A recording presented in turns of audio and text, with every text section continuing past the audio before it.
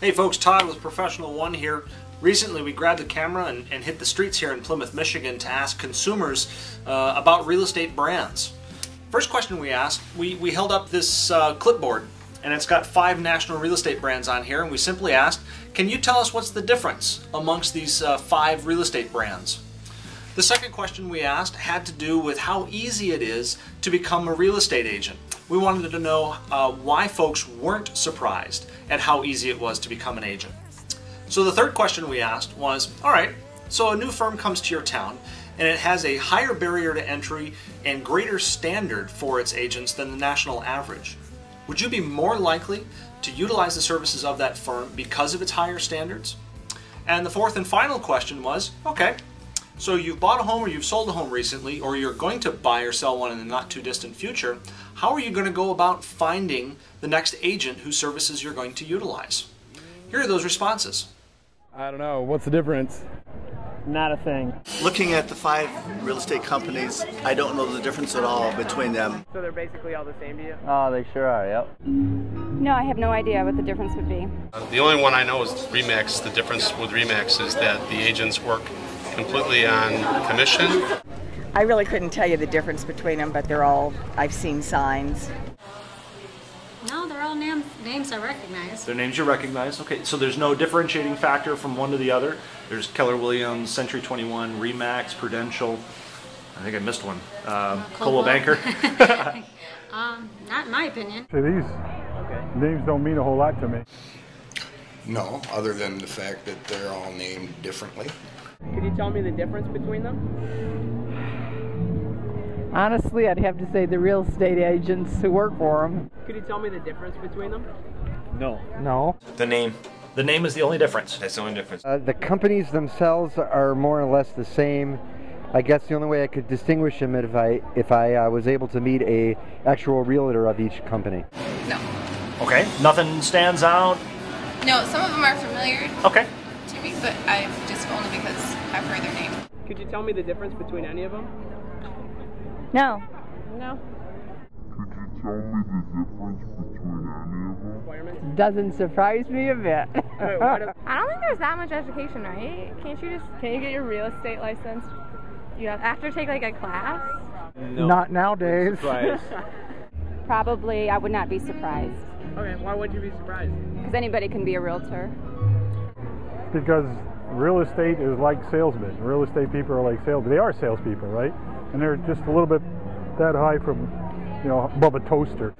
Oh, because I mean, I've had a few friends that have just become real estate agents in their free time, taking an online class when they're at U of M just to make some side cash.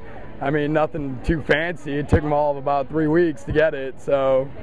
I know that in order to be a realtor, you have to, take some courses, but I don't know about any licensing board. Because I probably don't have the best perspective on realtors, to be honest with you. I don't think it's really the cleanest business at times, or most honest business at times, is what I would say. It's just, I think it's a market that they don't really, dig deep into. As far as, I guess like used car salesman. Well, because I like the sound of it. I think anything that's involved with ethics, I would be more inclined to go that way. You'd like to know that you're not getting bent over the price by your real estate agent. He's taking more than his percentage. I find some of the realtors just want to make a good living, and they'll sell your house if they get to it. Like that'd help when trying to buy a house or For sure, they know like what to ask and like what to expect. Exactly. Just because you know the realtor's been through the training to have that license. Mainly online. So basically look for new homes online and probably see if I know anyone in the area, word of mouth. Take the yellow pages and go. I bought my house 30 years ago, and the real estate, since not knowing much then, I simply used the listing agent. I'd use the company that I was familiar with. Look it up in the yellow pages. Just because of the house. We were driving by and we saw the house. Nice. And it was, name was on the sign, and we called, and that's how we bought the house. If I didn't know anybody, probably search around online, look for reviews of different companies and brokers and mortgages. The guy on the baseball team was a realtor on my baseball team, so I used him. It was the agent themselves. Very good. Were they the listing agent, or was it a friend or a referral?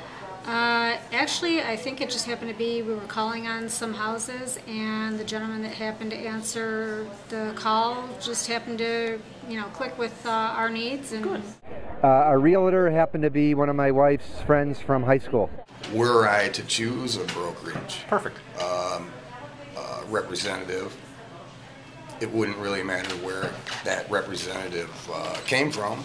We used the same realtor 3 times for 3 different houses, and truthfully it was because the first time we called on a house, when we saw the sign, they were the only ones that called us back.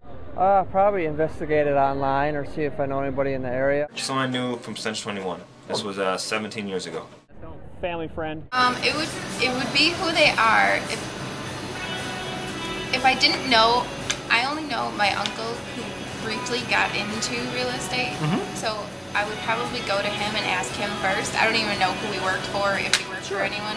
Sure. So if I didn't know anyone, I might ask around or just randomly go to these, but I probably wouldn't feel that comfortable. Sure. So I would have to ask for references.